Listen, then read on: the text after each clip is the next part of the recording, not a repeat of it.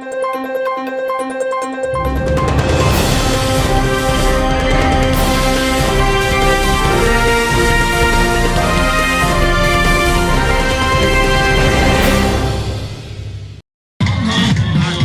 वालेकुम नाजरीन, आप देख रहे हैं सिटी FSD न्यूज़ और मैं हूं अजमत अली। इस वक्त हम मौजूद हैं हल्का NA 95 और PP 98 में, जहां चौधरी अफजल साई साहब नामजद उम्मीदवार हैं पाकिस्तान तहरीक इंसाफ के। वो यहां पर बड़ी सीट के उम्मीदवार हैं। उनके एजाज़ में यहां के लोगों ने एक जलसा मुनक्कद किया है। एक बहुत आलीशान उनका इस्तकबाल किया जा रहा है। अभी कुछ देर के बाद वो यहाँ पर आ रहे हैं। आप मेरे पीछे देख रहे हैं कि किस कदर आवाम उनकी मुंतज़र है उनके आने की।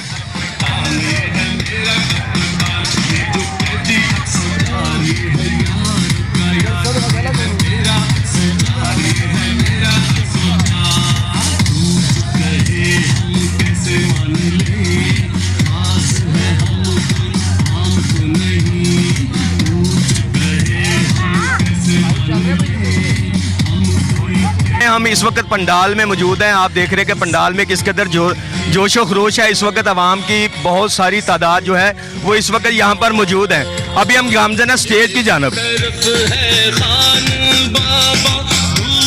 स्टेज पे जाएंगे। यहाँ पर जो मुख्तलिफ लोग बैठे हुए हैं उम्मीदवार के साथ जो खड़े हैं, उनका हम व्यू लेंगे, उनके साथ उनसे बात करते हैं।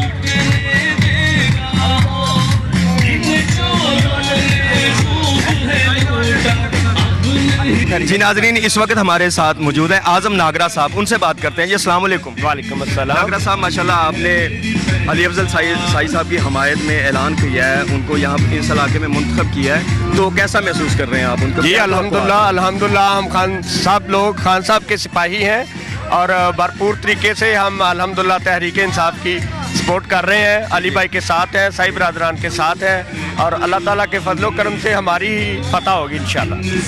नागरा साहब, दूसरी जमातें भी इस वक्त खड़ी हैं, वो भी जलसे जुलूस कर रहे हैं, वो भी रैलियां निकाल रहे हैं, तो आपने इस इलाके में अली अफजल साई साहब को ही क्यों चुना? क्या वो इलाके के लिए बहुत ज़्यादा बेहतर थे? जी बिल्कुल, अल्लाह ताला के फजलो करम से साई साहब एक पढ़े लिखे इंसान है, बाशऊर इंसान है और वो अल्हम्दुलिल्लाह दूसरे जितने भी लोग यहाँ कॉन्टेस्ट कर रहे हैं इलेक्शन में उन सबसे बेहतर हैं। उनकी परफॉर्मेंस अच्छी है। उन्होंने अल्हम्दुलिल्लाह हमारे इलाके का असम्बली में नाम रोशन किया है और एक पढ़ी लिखी क़यादत है। उस लिहाज से सारे लोग, सारा इलाका अल्हम्दुलिल्लाह उनको सपोर्ट कर रहे हैं। जी थैंक यू, जी थैंक यू। जी नाजरीन, इस वक्त हमारे साथ यहाँ मौलवी साहब खड़े हैं, मौलवी इसाक साहब, उनसे बात करते हैं। अस्सलाम वालेकुम। वालेकुम अस्सलाम व रहमतुल्लाहि व बरकातहू। जनाब, आपने एहतमाम किया चौधरी अली अफजल साई साहब का, जी, तो आप किस कदर पूरी उम्मीद है अपने कैंडिडेट से? इंशाल्लाह हमें 100% उम्मीद है कि हमारे जो कैंडिडेट हैं इस हलके के, जो चक जुमरा के तहसील के जो कैंडिडेट हैं, इंशाल्लाह 100% ये जीतेंगे।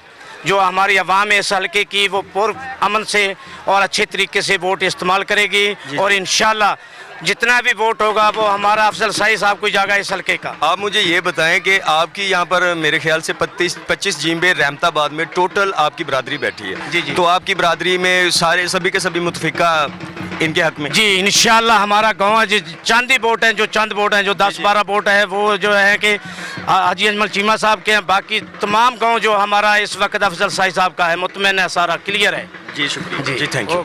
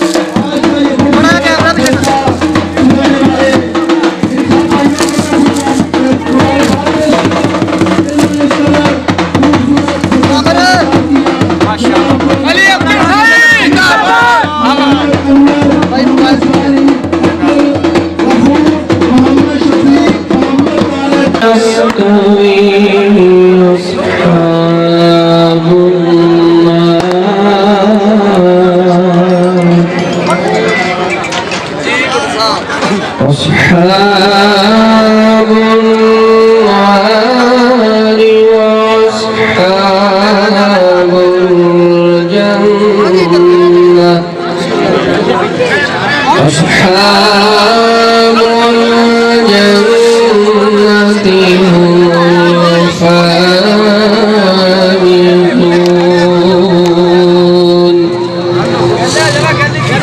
لو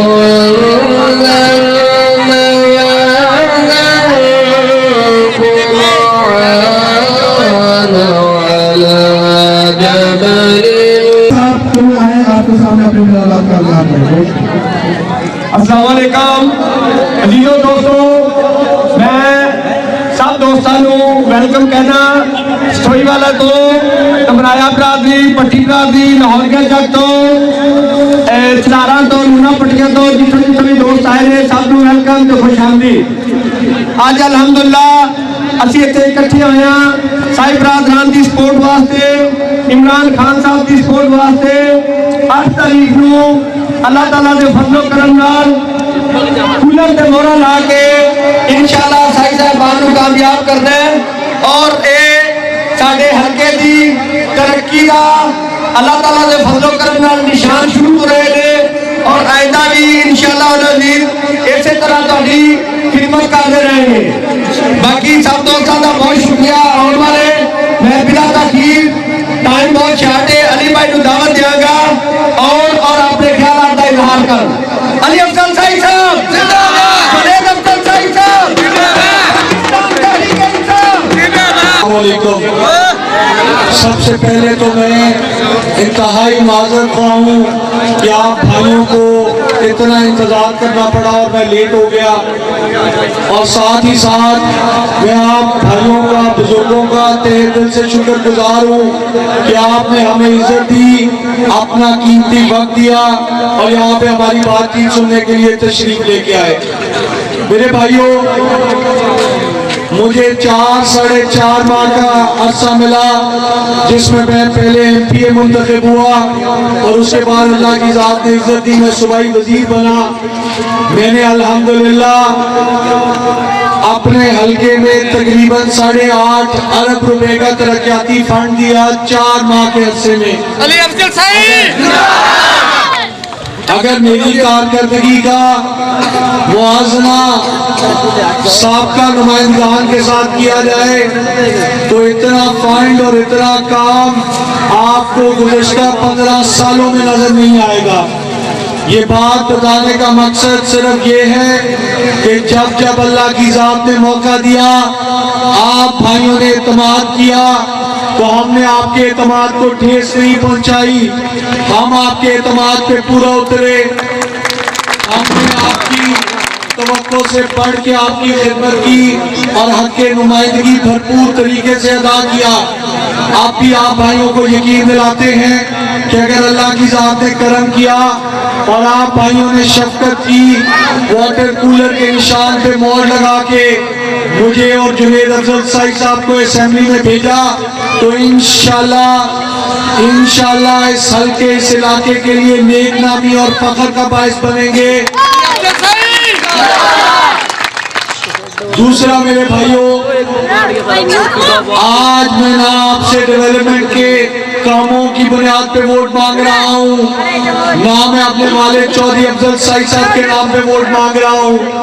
आज मैं उस शख्स के नाम पे वोट मांग रहा हूँ जिसका नारा और जिसका फलसफा है इय्याका नअबुदु व इय्याका नस्तईन, जो अल्लाह से डरता है, अल्लाह ही से मदद मांगता है और अल्लाह ही के सामने झुकता है। आज गो के खान साहब पाबंदे सलासिल है, लेकिन खान साहब ने इस कौम का सर नहीं झुकने दिया। वो डील करके मुल्क से बाहर फरार नहीं हुए। ना ही उनके प्लेटलेट्स गिर रहे हैं। वो आज भी अपने मौके पर अपने नजरिए पे खड़ा है। दूसरी तरफ हमारा मुकाबला पाकिस्तान मुस्लिम लीग नून के साथ है।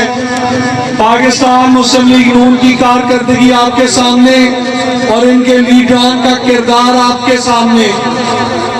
आज पूरी दुनिया में पाकिस्तान मुस्लिम लीग नून के कायद पाकिस्तान की बेइज्जती का बायस बने हुए हैं। गैर मुल्की यूनिवर्सिटियों में जब भी कभी करप्शन पे लेक्चर दिया जाता है तो हवाला और मिसाल नवाज शरीफ की दी जाती है, और आज भी जब पूरी दुनिया में दयानतदारी की बात होती है तो अल्हम्दुलिल्लाह इमरान खान साहब का नाम लिया जाता है। तो मेरे भाइयों, हमने 8 फरवरी को क्या करना है कि हमने बाबा बुल्ले शाह साहब की नसीहत पे अमल करना है। बाबा बुल्ले शाह साहब फरमाते हैं, कागज उत्ते अग ना रखी पागल दे सिर पग ना रखी। कागज उत्ते अग ना रखी पागल दे सिर पग ना रखी। बुल्ले शाह दी मन ले सकिया मुल्क दा राखा ठग ना रखी।